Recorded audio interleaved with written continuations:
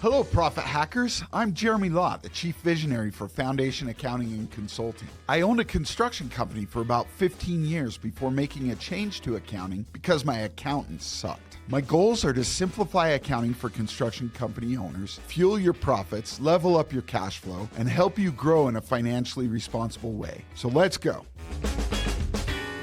Today, we are going to talk a little bit about processes. Okay, so there is a story that I heard a long time ago about a woman that would bake a ham every year for Easter. So she'd go buy this nice big ham, and then she'd take it home, and her mother had always cut off both ends of the ham before she stuck it in the oven to cook it. And so, having been taught that was the way to cook a ham, she also cut off both ends of the ham to put it in the pan and then put it in the oven. Well, she did this for years, year after year, same thing. Finally, when her kids got older, one of her daughters asked her, "Mom, why do you cut off the ends of the ham before you stick it in?" And she said, "Well, that's just the way you do it. I don't know. I always saw my mom do it that way." And so she got to thinking and went and talked to her mother and asked her about it. And her mom said, "Well, we always had a really small pan and a really small oven. And so in order to actually make the ham fit in the oven, we'd cut it down a little bit on both sides." So obviously the moral of the story here is to not just rely on all your processes. How much of what you do is what you've seen other people do? And how much of it have you actually taken the time to question that process, your different processes, to make sure that you're doing things the best way? This is a really important question. And today, I want to talk about this with business. So let's talk for a minute about your bidding and estimating process. Where did you learn how to bid and estimate, or bid and estimate?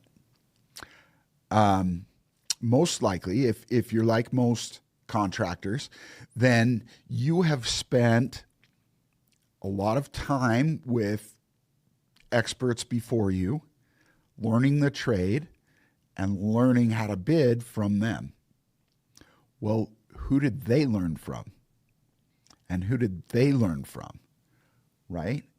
A lot of these are just practices that are carrying down from generation to generation without even being questioned.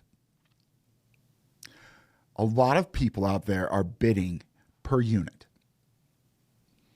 By per unit, what I mean is per square foot, per yard of concrete, per linear foot, per device. These are all different ways that different industries will bid per unit, right? They come up with a price per square foot, and then they stick with that, right? Well, let me give you an example. If you were a tile guy and you were going to install a 5x10 area, what would you charge for it? A lot of people will do the 5 times 10, it's 50 square feet, and then multiply it by whatever the rate is and whatever the tile type is, adjusting the rate based on the materials, right? Well, the problem is, how long does it take to do 50 square feet in an entryway compared to how long it takes to do 50 square feet in a bathroom, right? So in an entryway, there's not as many cuts. You can use full tiles. You don't have to take the time to go over to the saw, make the cuts, and contour it to fit the edges.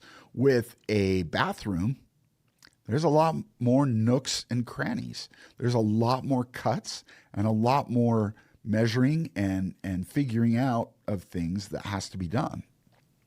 So which of those two jobs, if you're bidding the same price per square foot on both jobs, which of those two jobs are you going to make more money at? What if I could tell you that there was a way to be able to make the same amount of money on both jobs? The problem you're facing is that nobody has ever taught you how to bid. So you're just doing what's been best for you and what the industry does. It's not your fault. You haven't done anything wrong. You didn't know any better. Let me tell you, the best process for putting together a bid or estimate. Okay? Number one, we're going to stop bidding per unit. We want to start bidding a process. Okay? And I'll go into these in more detail in subsequent podcasts, but I'm just going to stay high level on things right now. Okay? So first, you're going to bid a process. Second, you're going to figure out all of your costs for each step in your process. What you'll end up with is a total of all of your costs to do that work. So once you know what all of your costs are, then you're going to add a markup. And like I said, we'll get in more detail on these in future episodes, but for now, we're just going to go over the basic 4 steps. The last step in the process is to compare it to market. You want to make sure that the bid is where you want it to be and in a range that you're comfortable with, right? So those are the 4 basic steps. The reason that we bid this way is because, number one, I want to make sure I am covering all of my costs on the bid I'm providing. Number 2, I want to make sure that I know what my profit is on each job. Because if somebody's going to come back and want me to start adjusting the price, and I'm open to it because, say, it's a general contractor that's going to bring me a lot more work, then I'm going to be more willing to play with that profit. So in order to do that, I want to know exactly what my profit is going to be on that job if I meet the budget, right? And then the last part of this is that you really nail down your costs and you don't miss things. When you're bidding per square foot or any other unit pricing, there is the tendency to miss things in your bid.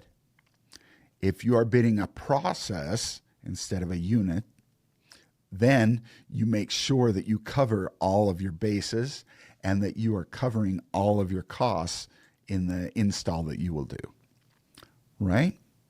So 4 steps. Number 1, bid a process. Number 2, know all your costs. Number 3, mark it up. Number 4, compare it to market. Those are the 4 steps. We're going to go over those in more detail in future episodes. But for now, go make lots of money and bring home lots of green M&Ms. Thanks for listening. If you found this episode helpful, please like and subscribe for weekly episodes to help you fuel your profit, level up your cash flow, and finance your growth. Until next time, go enjoy some green M&Ms and protect that cash.